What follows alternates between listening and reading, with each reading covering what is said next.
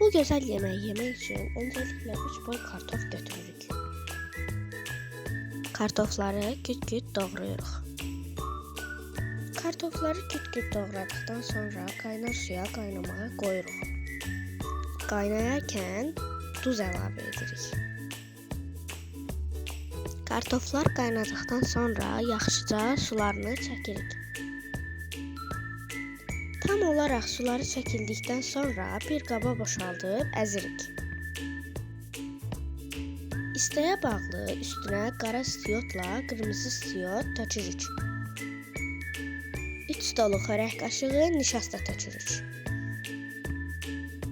Və xəmir yoğururmuş kimi yoğururuq. Kartofları kündə halına gətiririk. Və qabaqcadan qaynar tavamızı qoyuruq. Dəzgahın üstünə nişasta tökürük. Və kartofları uzunluğuna doğru kəsirik. Sonra isə kartofları qaynar tavamıza atırıq.